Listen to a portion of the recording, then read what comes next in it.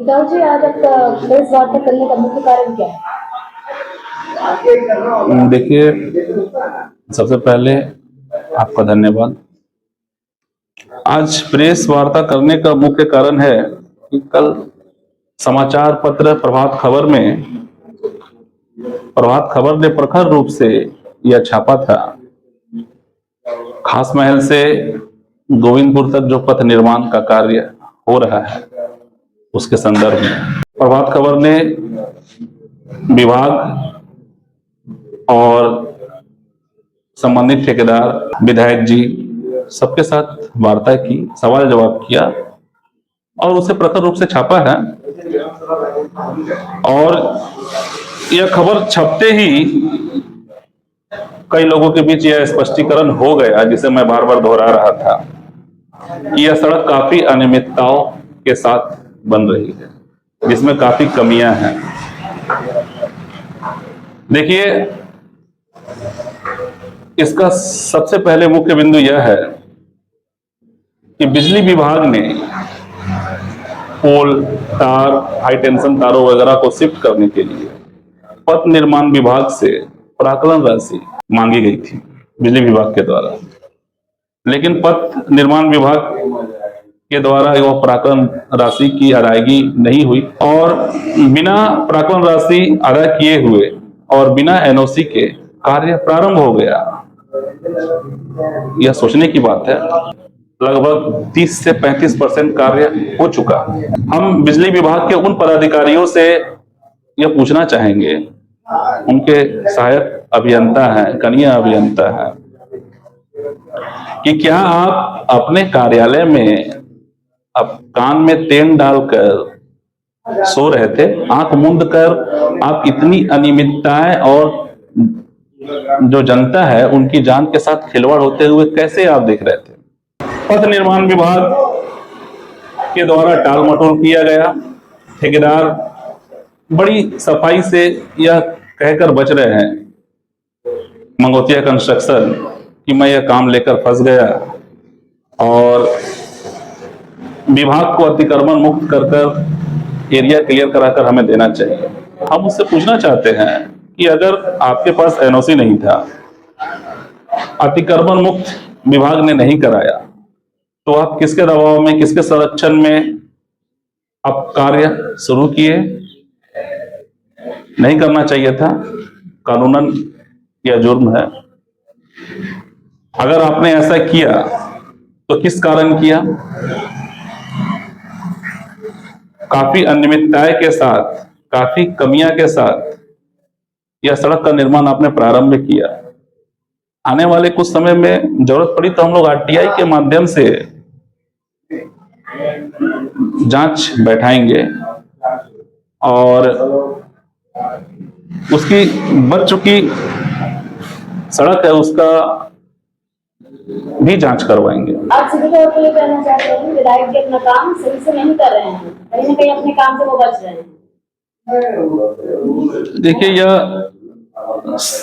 विधायक जी के बारे में यह कहना बहुत हद तक सही नहीं होगा, लेकिन विधायक जी ने कल समाचार पत्रिका के माध्यम से यह स्पष्टीकरण किया है कि हो रही अनियमितताओं में मंगोतिया कंस्ट्रक्शन एजेंसी और विभाग जिम्मेवार। लेकिन हमें लगता है कि यह पूर्णतः सही नहीं है, पूर्णतः अनुचित है, क्योंकि एक विधायक होने के नाते, आप क्षेत्र के जनप्रतिनिधि होने के नाते आपका कर्तव्य होता है कि आप अपनी क्षेत्र में हो रही विकास कार्यों का जायजा ले, उनकी गुणवत्ताओं की जांच करें। अगर आप नहीं हैं तो आपके प्रतिनिधि तो होंगे। कहाँ थे वे जब कार्य हो रहा था, सड़क का निर्माण हो रहा था, काफी अनियमितताएं बरती जा रही थी, तो आपके प्रतिनिधि कहाँ थे? आपको इसकी जानकारी लेनी चाहिए थी। सवाल इसमें बसे लगभग 2 लाख की आबादी का है, जो इस मुख्य मार्ग पर निर्भर है।